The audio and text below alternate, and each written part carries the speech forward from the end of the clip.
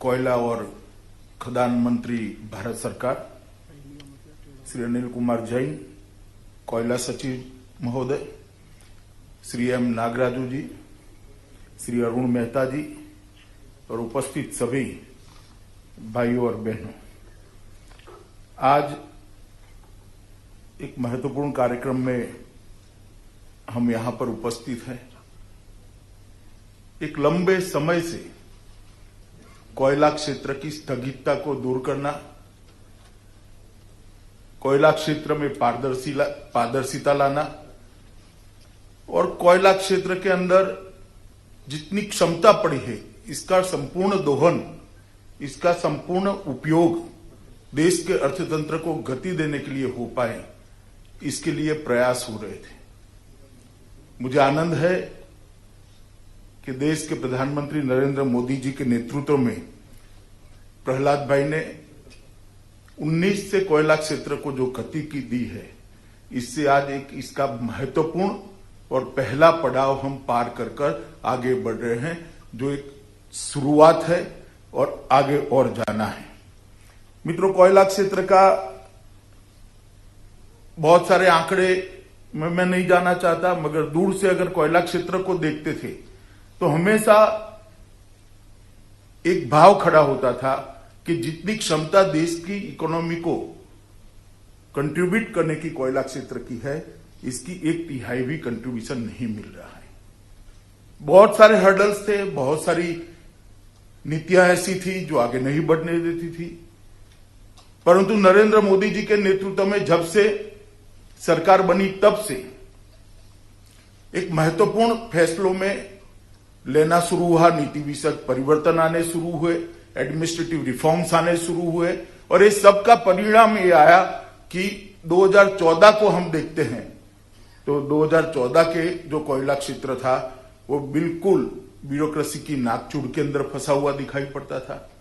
पारदर्शिता का अभाव था, ढेर सारे करप्शन के सच्चे झूठे जो होंगे मगर आरोप लगे थे। सुप्रीम कोर्ट इसका संज्ञान लेती थी, कहीं पर भी सरलता और सहजता नहीं दिखाई पड़ती। इतना कॉम्प्लेक्स बना दिया गया था कि किसी के लिए भी काम करने की बहुत बड़ी दिक्कत होती थी और समानता और इक्वलिटी का भी अभाव था।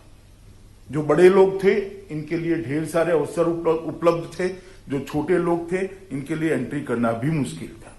ये चारों चीजों को मैं बारीकी से कोयला मंत्रालय की यात्रा को देख रहा हूं जब से प्रहलाद भाई मंत्री बने हैं। ये चारों चीजों को बहुत अच्छे तरीके से दूर कर आज कोयला क्षेत्र में बिल्कुल भरोसे से कह सकता हूं कि ऐसी जगह पर आकर खड़ा है कि 5 ट्रिलियन इकोनॉमी के हमारे लक्ष्य में सबसे बड़ा कंट्रीब्यूटर अगर कोई एक क्षेत्र होगा तो निश्चित रूप से कोयला क्षेत्र होगा। वहां पर आकर हम खड़े हैं। अभी आप सबके अनुबंध आपको दिए गए, मैं देखता था, नाम सुनता था कंपनी का, मेरा भी थोड़ा बहुत परिचय है। बहुत सारे ट्रेडिंग के व्यवसाय में रहे हुए लोगों को भी ये मौका मिला है। 6 साल पहले कल्पना कोई नहीं कर सकता। और मैं कहना चाहता हूं जिन नए लोगों को ये आज मौका मिला है उनको कि आपको स्केल बदलने का एक बहुत बड़ा मौका भारत सरकार ने दिया है, प्रधानमंत्री जी ने दिया है, श्री प्रहलाद जोशी ने दिया है। आपके जीवन में स्केल बदलने का मौका मिला है, वो ही बताता है कि यहां पर इक्वालिटी का भाव है, यहां पर पारदर्शिता है। वरना पारदर्शिता न होती तो आपकी एंट्री ही शायद बहुत दिक्कत वाली होगी। मित्रों, ये महत्वपूर्ण क्षेत्र के अंदर आज जो 2 चीजें होने जा रही है, एक तो पहले जो सफल बिल्डर थे उनको उनके अधिकार पत्र दिए गए हैं और सिंगल विंडो सिस्टम की भी आज शुरुआत हो रही है। मैं इसलिए प्रहलाद जी और इनके मंत्रालय को बहुत बहुत अभिनंदन देता हूं, साधुवाद देता हूं। मित्रों, प्रधानमंत्री जी का जो स्वप्न है आत्मनिर्भर भारत का, 130 करोड़ का मार्केट, 130 करोड़ की आबादी का मार्केट, हमारे पास दुनिया का सबसे ज्यादा इंटेलिजेंट युवा है, सबसे ज्यादा पढ़ा लिखा युवा है, हमारे पास मेहनतकश मजदूर भी है और हमारे पास एक पारदर्शी लोकतंत्र भी है। मगर ये देश आत्मनिर्भर न हो, ऐसा कैसे चलेगा? प्रधानमंत्री जी ने एक विजन रखा है कि आत्मनिर्भर भारत की रचना करना। 2022 आजादी के 75 साल जब समाप्त हो तब हर क्षेत्र के अंदर भारत आत्मनिर्भर हो, यहां से दुनिया को गति मिले, यहां से दुनिया की अर्थतंत्र को गति मिले। और जब दुनिया के अर्थतंत्र को भारत गति देता है तब भारत का अर्थतंत्र का उभर कर आना बहुत स्वाभाविक है। आत्मनिर्भर भारत हर क्षेत्र में जब तक नहीं होता तब तक प्रधानमंत्री जी का स्वप्न सफल नहीं होता। और मैं मानता हूं कोयला एक महत्वपूर्ण क्षेत्र है आत्मनिर्भर भारत के स्वप्न को सिद्ध करने के लिए, क्योंकि जैसे बताया आज भी लगभग ऊर्जा का 72% हिस्सेदारी कोयला क्षेत्र से। मैं मानता हूं कि अनुपात जल्दी बदलना चाहिए, हमने चेंज करना चाहिए, मगर हमारे पास कोयला पड़ा है, हमारे पास कोयले का बहुत बड़ा भंडार पड़ा है और $5 ट्रिलियन की इकोनॉमी को इसकी लक्ष्य की पूर्ति करनी है तो ये भंडार का दोहन भी करना पड़ेगा और इससे अर्थतंत्र को गति भी देनी पड़ेगी। और पिछले 6 वर्षों के अंदर बहुत अभूतपूर्व उत्पादन हुआ है। मैंने 60 साल के कल आंकड़े स्टडी किए थे और 6-6 साल के 10 स्पेल बनाए। मुझे कहते हुए गर्व होता है कि उत्पादन की वृद्धि सबसे ज्यादा आजादी के बाद यही 6 साल के अंदर हुई है, जो 6 साल मोदी जी के नेतृत्व में। विश्व का चौथा सबसे बड़ा भंडार हमारे पास है और हमारे पास मांग भी बहुत है, फिर भी एक और तो भंडार उपलब्ध है, दूसरी ओर कंजम्पशन की क्षमता भी है, परंतु कोयला आयात भी किया जा रहा है। मैं मानता हूं कि हमारे देश के लिए बहुत जरूरी है कि कोयला निकालने की गति हम लगभग बढ़ाए, क्योंकि वर्ष 19-20 के अंदर ही 250 मिलियन टन कोयले का हमने आयात किया है, जो हमारे देश के लिए ना ठीक है ना हमारे अर्थतंत्र के लिए ठीक है। आज एक कार्यक्रम के अंदर ये 2 कार्यक्रमों को एक साथ जोड़ा गया है, मगर इसके अलावे भी ढेर सारे सुधार भी किए गए। कॉमर्शियल कोल माइनिंग की मंजूरी दी है, वो तो आप ये कार्यक्रम है ही। 100% एफडीआई को भी हमने परमिशन दिया है। कोल ट्रांसपोर्टेशन इंफ्रास्ट्रक्चर की एक बहुत बड़ी योजना बनाई है। ईज ऑफ डूइंग बिजनेस के माध्यम से सबसे ज्यादा सुधार अगर किसी एक क्षेत्र के अंदर हुए हैं तो कोयला क्षेत्र के अंदर। कोल गैसिफिकेशन के लिए भी नए इनिशिएटिव लिए गए हैं और ये सारे इनिशिएटिव को जमीन पर उतारने के लिए इसके अनुकूल नीतियां बनाने की भी गति बहुत बड़ी हुई। हम सब जानते हैं कि यीशु का 2020 का साल जो था वो पूरे विश्व के लिए संकट था। कोरोना महामारी ने पूरे विश्व को जकड़ कर रखा था। मानव जात ने शायद इतना बड़ा संकट कभी नहीं झेला होगा और जो देश दुनिया का नेतृत्व करते थे वो सब देश इसमें इनको मार्ग नहीं दिखाई पड़ता था। भारत के अंदर प्रधानमंत्री जी के नेतृत्व में कोरोना के खिलाफ लड़ाई बहुत अच्छे तरीके से लड़ी गई और हमें बहुत अच्छी सफलता मिली। आंकड़ों को देखते हैं तो अमेरिका, इंग्लैंड, फ्रांस, इटली, ढेर सारे विकसित माने जाने वाले देशों की तुलना में मृत्यु दर भी हमारा सबसे कम है और हमारा फैलने का दर भी अब बहुत कम होने लगा है। ये बताता है कि जहां इंफ्रास्ट्रक्चर की विशेष कर हेल्थ सर्विसेज के इंफ्रास्ट्रक्चर की बहुत कमी मानी जाती थी, वहां पर हमने अपने आप को आत्मनिर्भर कराया। चाहे पीपीई किट बनानी है, चाहे वैक्सीन बनानी है, चाहे वेंटिलेटर बनाने हैं, चाहे छोटे से छोटी जगह पे हेल्थ इंफ्रास्ट्रक्चर डिस्ट्रिक्ट लेवल पर खड़ा करना है। और इसी का परिणाम है कि हम सफलता से बाहर निकले और कुछ ही दिनों में वैक्सीनेशन का कार्यक्रम भी शुरू हो जाएगा और मैं मानता हूं दुनिया का सबसे बड़ा वैक्सीनेशन का कार्यक्रम भारत में शुरू होने जा रहा है थोड़े दिनों के अंदर ही।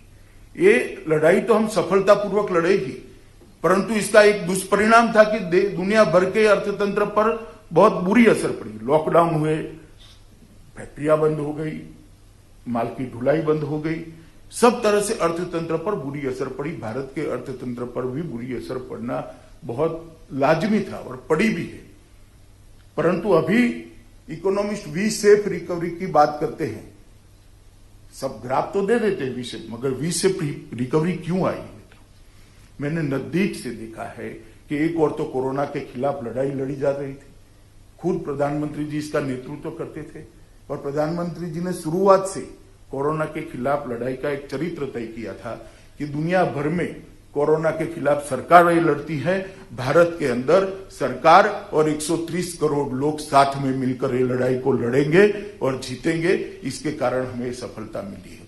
और दूसरी ओर इसी कालखंड के अंदर जब सब गतिविधियां बंद थी, पॉलिसी रिफॉर्म के लिए ढेर सारे फैसले लेने का काम नरेंद्र मोदी सरकार ने किया। ढेर सारे फैसले, आप कल्पना नहीं कर सकते इतने फैसले लिए। कुछ की घोषणा हो गई, कुछ की घोषणा अभी होगी। कृषि के अंदर, कृषि के क्षेत्र के अंदर ढेर सारे बदलाव किए गए। शिक्षा नीति इसी समय के अंदर हमारी पूरी होकर बाहर आई। अंतरिक्ष के क्षेत्र के अंदर भी बहुत सारे रिफॉर्म किए हैं, इकोनॉमी में भी बहुत सारे रिफॉर्म किए हैं, फार्मा और फर्टिलाइजर के भी अंदर बहुत सारे रिफॉर्म किए गए हैं, इंफ्रास्ट्रक्चर के लिए भी ढेर सारी नई योजनाएं और ईज ऑफ डूइंग को लाने की गति हमने आगे बढ़ाई है।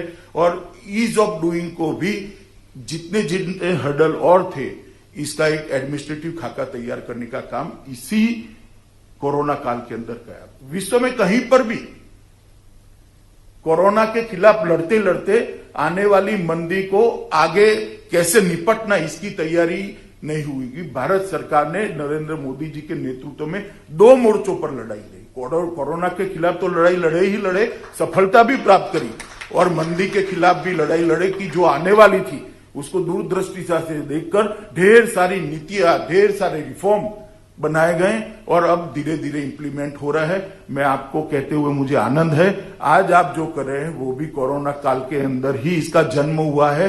जून के अंदर शायद आपने बिडिंग 18 जून को शुरू हुई प्रक्रिया और आज आप लोगों के हाथ में अधिकार पत्र दे दी गई। इस तरह के ढेर सारे बदलाव मैं आपको गिना ही नहीं सकता।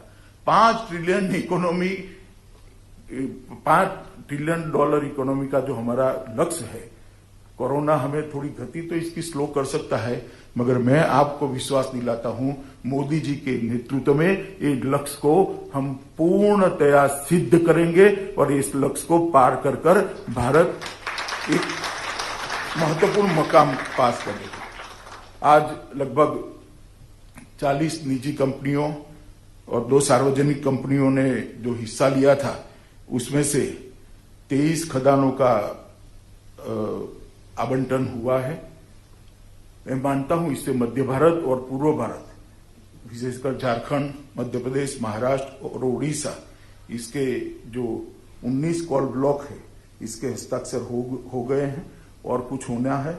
मगर ये जो 14 सक्सेसफुल बिडर है, मेरा आप सबसे एक ही निवेदन है कि आप गति बढ़ाइएगा, गति बनाइएगा, क्योंकि भारत को गति चाहिए, कोयला क्षेत्र को भी गति चाहिए। ये इंपोर्ट जितना हो सके उतना जल्दी कम करने का लक्ष्य लेकर चलिए। आप सिर्फ आपकी कंपनी का विचार मत करिएगा। आप जितना स्पीड बढ़ाएंगे, जितनी गति बढ़ाएंगे, मिशन मोड पे काम को ले जाएंगे, देश के अर्थतंत्र का भी इतना ही फायदा है। और अगर एक बार देश का अर्थतंत्र बड़ा होता है तो मौके तो हम लोगों के लिए क्या बढ़ेंगे, आपके लिए ही बढ़ेंगे। वह $5 ट्रिलियन की इकोनॉमी अगर बन जाती है तो आपके लिए भी नए रास्ते खुलेंगे, नए आयाम बढ़ेंगे। तो आज अनुबंध मिलना बहुत महत्वपूर्ण है, इसका एक महत्व भी है, परंतु इससे ज्यादा महत्वपूर्ण है उसका जमीन पर उतरना और प्रैक्टिकली माइनिंग शुरू होना, जो आप ही कर सकते हो, सरकार कर नहीं सकती। मित्रों, कोयला क्षेत्र पहले पूर्ण रूप से खुला नहीं था और उसको प्रतिस्पर्धा से भी अलग रखा गया था। इसके कारण राजस्व की भी कमी होती थी और मुझे बताया गया लगभग 27% रेवेन्यू शेयरिंग आया है। इसमें 27% आया ना जैन जी, 30% तक रेवेन्यू शेयरिंग आया है और 30% रेवेन्यू शेयरिंग के साथ ये बोलियां समाप्त हुई है। मुझे बहुत बड़ा आनंद है कि आज हम एक नए भविष्य की ओर आगे बढ़ रहे हैं। मित्रों, ये प्रक्रिया जो आज समाप्त हुई है, लगभग राज्यों को कुछ राज्यों ने शुरुआत में इस रिफॉर्म को समझे बगैर कमेंट्स दिए थे।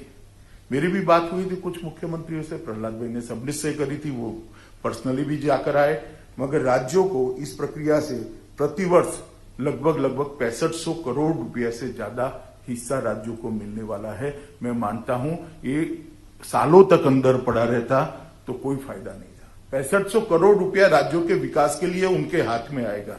लगभग 70,000 से, तो बहुत कंजर्वेटिव एस्टिमेट है, 70,000 से ज्यादा नौकरियों का सृजन होगा और लगभग 8 से 10,000 करोड़ के बीच में इसके अंदर इन्वेस्टमेंट आने की संभावना है। मगर मैं मानता हूं, मैं आंकड़े वही बोल पाऊंगा जो विभाग ने दिए हैं, परंतु मैं इस क्षेत्र को भी जानता हूं और मुझे मालूम है कि इतना बड़ा काम करना है तो मैन पावर कितना लगेगा और निवेश भी कितना होगा। तो ये आंकड़े सारे गलत साबित होने वाले हैं। लगभग 10,000 करोड़ का निवेश आना, हर राज्य को 6500 करोड़ से ज्यादा हर राज्य को ईयरली रेवेन्यू मिलना और 70,000 से ज्यादा नौकरियों का सृजन होना, मैं मानता हूं कि एक बहुत बड़ी बात है। लगभग कोयला के पीएसयू प्लान में अगले दशक में 2.5 लाख करोड़ का निवेश होने जाना है। इसमें सरफेस कॉल गैसिफिकेशन, सीबीएम और नई खान विकास परियोजनाओं के सहित क्लीन कॉल के लिए भी बहुत सारे बदलाव किए जाएंगे और पीएसयू और प्राइवेट क्षेत्रों से दोनों को मिला दे तो लगभग 4 लाख करोड़ का इन्वेस्टमेंट हम इस क्षेत्र के अंदर आशा रख रहे हैं। इसका रोड मैप भी तैयार है और 2030 तक कोयला मंत्रालय ने लगभग 100 मिलियन टन कॉल गैसिफिकेशन के लक्ष्य को रखा है। मुझे भरोसा है प्रहलाद भाई के नेतृत्व में ये लक्ष्य को हम निश्चित रूप से प्राप्त करेंगे और एक बहुत बड़ा ट्रांसपोर्टेशन का खर्चा बचाने का काम भी इस देश के अंदर होगा और एक नए आयाम कोयला के क्षेत्र के अंदर इसको मुड़ेंगे। और मैं मानता हूं कि इससे हमारे मध्य और पूर्वी भारत के जनजातीय इलाकों के अंदर बहुत बड़ा विकास का रास्ता भी खुलेगा। आप विकास की दृष्टि से देखो तो पश्चिम भारत और पूर्वी भारत है तो एक ही देश के दो हिस्से, मगर पश्चिम का विकास इस 70 साल में बहुत हो गया, पूर्वी भारत का विकास नहीं हुआ। इसका कारण पूर्वी भारत के पास इतनी संपत्ति है कि पूरे भारत को संपत्तिवान बना दे, मगर पॉलिसी ऐसी बनी थी कि खान हो या कोयला हो, कोयला की खदान हो, इसमें से कोयला या खनिज निकालने की सुविधा नहीं हुई थी, इसके कारण वो विकास रुका है। और नरेंद्र मोदी सरकार ने ये भी सुनिश्चित किया है कि ये जो विकास होगा वो व्यक्ति का भी होगा जहां खदान है, इसलिए मिनरल डेवलपमेंट फंड की रचना की गई है और लगभग 46,000 crore rupees mineral development fund के तहत वो जिलों के विकास के अंदर और ये जिलों के सबसे कम विकसित गांवों के विकास के लिए दिए गए हैं। पहले तो रेवेन्यू सरकारों के पास आती थी, चाहे भारत सरकार हो या राज्य सरकार हो, मगर रेवेन्यू का परकोलेशन अर्बन एरिया में ही हो जाता था क्योंकि वहां डिमांड ज्यादा होती थी, ज्यादा अपनी बात को रख पाने वाले लोग थे। वो ट्राइबल्स जहां से रेवेन्यू जनरेट होती है इसकी कभी चिंता नहीं होती थी। नरेंद्र मोदी सरकार ने ये मिनरल डेवलपमेंट फंड की रचना कर लगभग 46,000 करोड़ रुपया 6 साल के अंदर डिस्ट्रिक्ट के हवाले किया है, जिससे ये वहां रहने वाला चाहे आदिवासी हो, चाहे ओबीसी समाज का व्यक्ति हो, चाहे दलित हो, चाहे गरीब हो, ये सबके विकास के लिए सीधा काम हुआ है। मैं मानता हूं कि ये एक और तो विकास को गति देना और विकास का परकोलेशन, रेवेन्यू का परकोलेशन ऐसी जगह पे करना जिनका अधिकार इस पर है, एक बहुत अच्छा मॉडल मोदी जी के नेतृत्व में हुआ है। मित्रों, मैं बताना चाहूंगा आपको कि 13-14 में लगभग 560 मैट्रिक टन कोयले का उत्पादन था और 19-20 में इसको पीछे मुड़कर देखते हैं तो 729 मैट्रिक टन तक पहुंच चुका है। मगर मैं मानता हूं इससे संतोष लेने जैसी बात नहीं है। हमने तय करना पड़ेगा कि जितना भी भंडार नीचे पड़ा है 20 साल के अंदर इसका संपूर्ण दोहन कर 30 साल के अंदर इसका संपूर्ण दोहन कर हमारे अर्थतंत्र को गति देने का प्रयास करें। जिस गति से वैकल्पिक ऊर्जा के स्रोत बन गए हैं मैं मानता हूं कोयला जितने जल्दी जमीन के अंदर से निकालकर उसको ऊर्जा में परिवर्तित किया जाए, वो हमारे देश के लिए और हमारे अर्थतंत्र के लिए, दोनों के लिए बहुत फायदे का बात होगा। आज मैं इस कार्यक्रम में ज्यादा बोलना नहीं चाहता। प्रहलाद भाई ने बहुत मेहनत की है, मैंने देखा है, बहुत सारे हर्डल भी आए कि कोयला क्षेत्र में रिफॉर्म करना मतलब रेगिस्तान के अंदर जहाज चलाने जैसी बात है। इतनी जकड़न वाला एक डिपार्टमेंट था। आज रिफॉर्म की गति आगे बढ़ चुकी है। मोदी जी के विजन को प्रहलाद भाई ने जमीन पर उतारा है और मैं मानता हूं कि 2023-24 तक 1 बिलियन टन कोयला निकालने का जो लक्ष्य है ये वो प्राप्त कर पाएंगे। इसके साथ गरीबों के कल्याण के लिए भी ढेर सारी योजनाएं, आयुष्मान भारत हो, घर देने की हो, स्वच्छ भारत के तहत शौचालय देने की हो, बिजली और शुद्ध पानी देने की योजनाएं भी जिस क्षेत्र से आता है और कोयला क्षेत्र के मजदूरों के लिए हम लागू करने जा रहे हैं। एक आरोग्य का कार्ड भी उनको देने जा रहे हैं जिससे उनको अपना जीवन अच्छे से सुधारने में मदद होगी, उनके पूरे परिवार की हेल्थ की भी चिंता होगी और पर्यावरण के लिए भी ढेर सारे फैसले लिए हैं। मैं इसका आज यहाँ जिक्र करना नहीं चाहता, मगर मैं आज इस मौके पर आप सबको इतना ही कहना चाहता हूं कि आप सब इस क्षेत्र को गति देने का प्रयास करिए और जितनी स्पीड से आप खनन चालू करेंगे इतनी ही स्पीड से सुधारों को भी बल मिलेगा और इस क्षेत्र का आगे बढ़ने की गति और बढ़ेगी और हमारे अर्थतंत्र को भी फायदा होगा। आत्मनिर्भर भारत और $5 ट्रिलियन की इकोनॉमी के लक्ष्य को इतनी ही जल्दी हम सिद्ध कर पाएंगे। मैं फिर से एक बार प्रहलाद जोशी के नेतृत्व में कोयला मंत्रालय की पूरी टीम को हृदय से बधाई देना चाहता हूं कि इतने कम समय के अंदर ये रिफॉर्म को उन्होंने जमीन पर उतारा है और आज से आप लोग अपना काम शुरू करने के लिए आपको अधिकार भी दिया है और बाकी सारे रिफॉर्म भी आने वाले पाइपलाइन में ही है। मुझे भरोसा है कि आते ही $5 ट्रिलियन इकोनॉमी का जो हमारा लक्ष्य है इसमें सबसे बड़ा कंट्रीब्यूटर कोयला क्षेत्र बन सकता है और बनने के लिए वो सुसज्ज भी है, तैयार भी है। आप सब भी तैयार है तो सब